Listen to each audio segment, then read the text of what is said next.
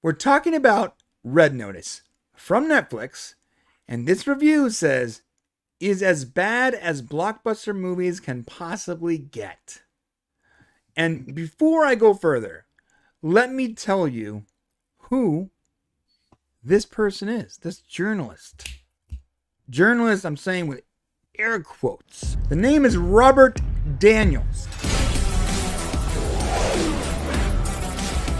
He definitely has a problem, and his problem is that he thinks he's better than everybody else. I can just feel it. Oh, dude, he's one of those guys that he farts in his hands and then he smells it. Yeah. Oh, yeah.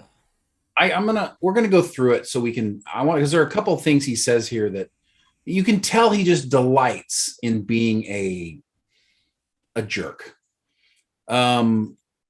And this is one of those great movies because there's a lot of stars in it. They can do that. But in all fairness to his review, before we get into it, it does currently have a 42% on Rotten Tomatoes with 50 reviews. Okay. Of course, there's no audience score yet because it hasn't come out. And right. So we can't even rebut it completely because it doesn't come out for another week. It'll come out on November 12th. Yeah, I think it came out in theaters though, right? It came out in theaters limited. There's a limited release theaters today. So I will bet you. Let's see how much stock. How much Doge do I have? Okay. All right, I got 1,000 Doge. Okay. 200 at this rate. $260 is what I got.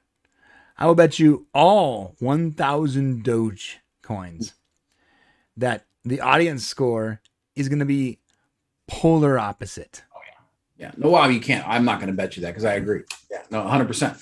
No, it will be, but so that's what makes this interesting. But I will say that because so many critics are taking a poop on this, it's one of two things: either Netflix has to get their game together for like bringing these critics out, showing them the red carpet and whining and dining them because obviously they're not.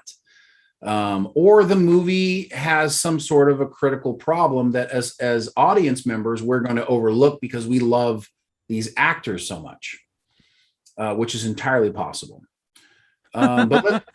So there's no score yet for audience, but you can see the audience ratings that are coming in. Yeah. First audience rating, 5 stars. Incredible, entertaining movie with great chemistry between the leads and a fun premise. Next one. This movie was a delightful romp from start to finish. I was like a couple bad ones, then great. It's just. Well, I don't know. It's pretty. I mean, if you look at these first 1, 2, 3, 4, it was entertaining, fun experience. The first 10, you've got 1, 2, 3, 4. You got 5 bad ones in the first 10, bro. Well, no. Why does it say there's 50 reviews, but I can only see? You got to hit the next button. No, I did. It doesn't go anywhere. Really? Let's see. You're right. There's only one more. So of the 11 reviews they're showing, 5 of them are bad, like 1 star bad. Really? Yeah. So why am I only seeing? I'm only seeing 5 reviews right here. Well, I got Ethan M, Veronica P, all audience. Yeah, Veronica P, and then No Name. Right? I don't have that one, and then I have Frank B. Okay, so I get Ariana Sachs. That's a 1 star. I have June, Night for Wolf, and Joshua J. Those are the only reviews I have in here. See, you're missing. I have double. You're missing ones that I have in here. That's weird. Are you under all audience or verified audience? I don't know. We're getting really off rails here. Well, anyways, the whole point is that the jury's out. So let's talk about what they said that was bad. Okay. This is kind of an interesting. These guys who love themselves always do this stuff. When you read this, can you read it as an effeminate, high and mighty aristocrat? I can. It'll feel a little weird. I want to hear it like that. Let's do it. You want to hear it like that? Yeah. Early in Netflix's attempted heist blockbuster Red Notice, FBI agent Johnson Hartley tracks wisecracking thief Nolan Booth to the Museo Nazionale di Castel Sant'Angelo in Rome. Booth plans to swipe an 18-karat Egyptian egg, but the priceless artifact has already been stolen. Hartley proves it by pouring a can of over the counterfeit egg on display. The lacquer of fake gold dissolves under the corrosive liquid, and the egg melts into rusted trash. The way this guy talks makes you. No scene in this lumbering action movie better exemplifies how hollow writer-director Rawson Marshall Thurber's Netflix film is. Oh my God. 2 thumbs down. How's that? That was great, bro. I had to mute my mic several times because I was laughing too hard. Dude, when he says lumbering action movie, better example. Oh, God, shut up. God. Well, I'll tell you what got me is when he's going through and he goes here and he trounces it. I mean, just trounces it. But he goes through a part here where he talks about he compares this movie to another movie. Yeah, he says here, the unlikely pair, talking about Johnson and Reynolds, the unlikely pair wind up tethered by a common cause. But Tony Curtis and Sidney Poitier in The Defiant Ones, they are not. And that sentence right there tells me everything I need to know about this guy. He is a pretentious idiot. Dude. And The Defiant Ones, by the way, is a 1958 movie.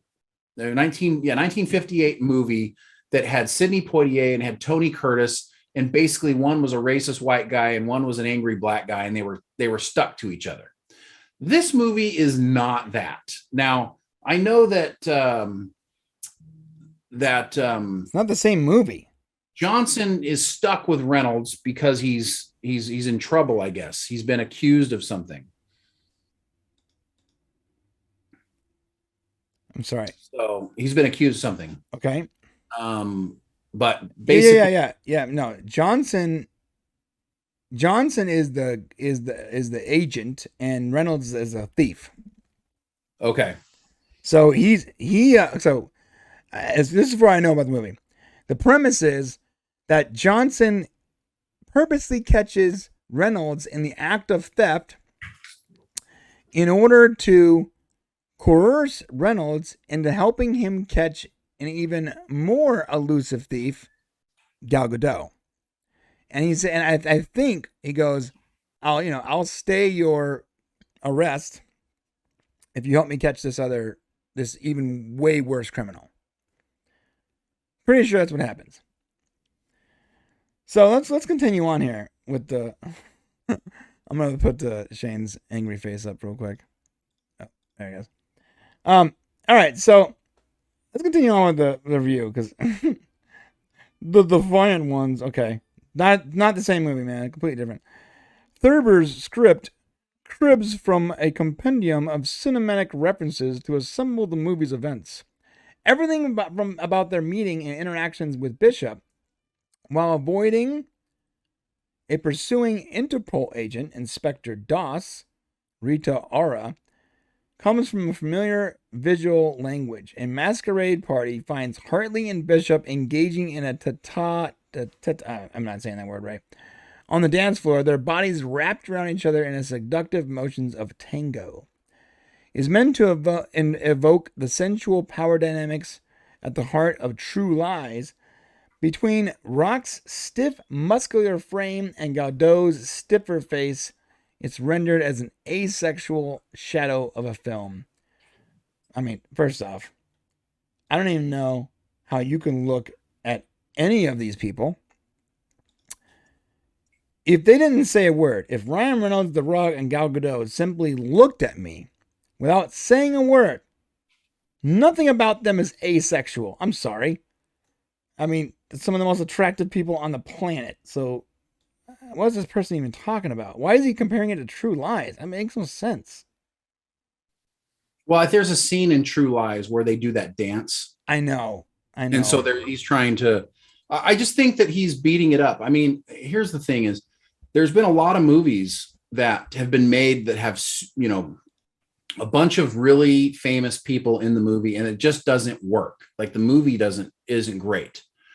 And so I think that they're probably judging this movie a lot, a lot more, being more critical because of you got Johnson, Reynolds, and Gadot, and they're all very hot in the theaters right now. Yeah, but dude, okay, Reynolds made 2 movies with Salma Hayek and Samuel Jackson, both great, hilarious, action-packed. Mhm. He works well with people, right? Right. The Rock works well with everybody. Let's be fair, okay? But he's made how many ensemble movies now? Gal Right. Gadot, she's made Fast and Furious, Wonder Woman, and Justice League, all ensemble. These people know how to be in an ensemble film. They know how to do that. All three of these actors, they're not like they can work with other people. That it's I get what you're saying there, but I don't think that's the case here because every one of these actors, their entire catalog is full of working with other stronger or strong as actors. Yeah, I don't know, man, but I got to tell you that, I mean, we're going to find out as soon as we get to watch it. I can't imagine that. I mean, everything we've seen from the previews was funny. Yeah. Was interesting. And unless we just got to see the entire movie in the previews, and that's everything that's interesting in the film, I can't imagine that this is going to be that bad of a movie. That it's, what did he call it? The one of the worst movies made or something like that? This last paragraph is what gets me, right?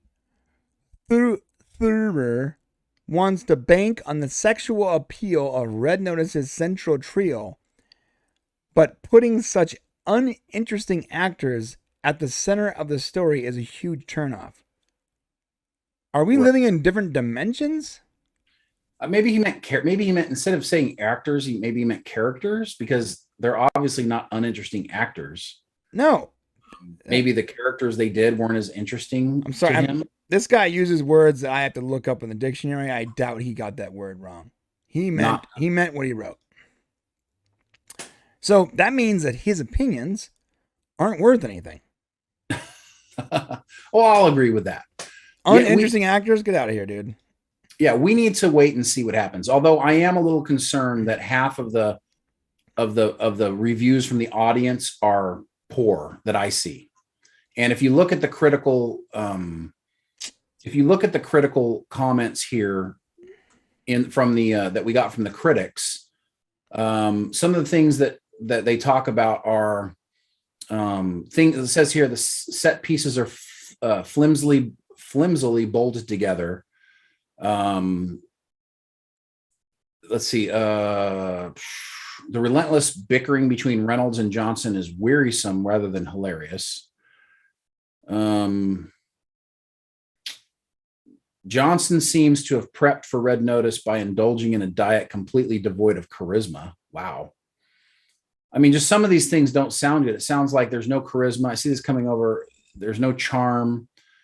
So I don't know. I mean, it is kind of weird to see a lot of people saying the movie is dull.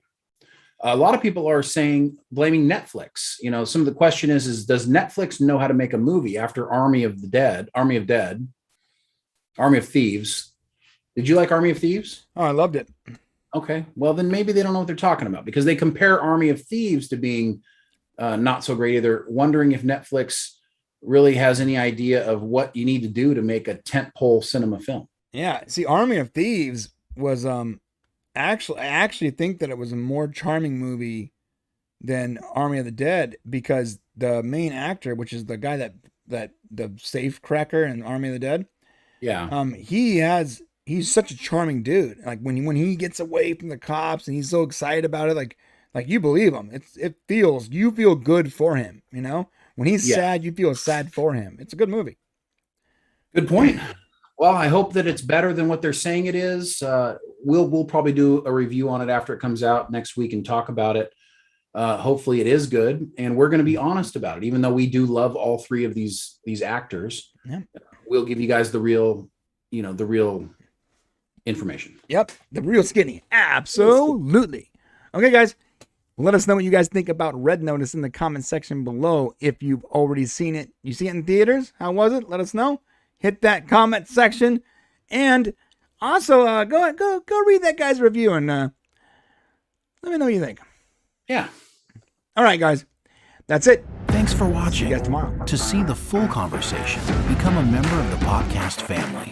Use the link in the description below, or go to our channel and click the join button. Select your tier, and we'll see you at the next show.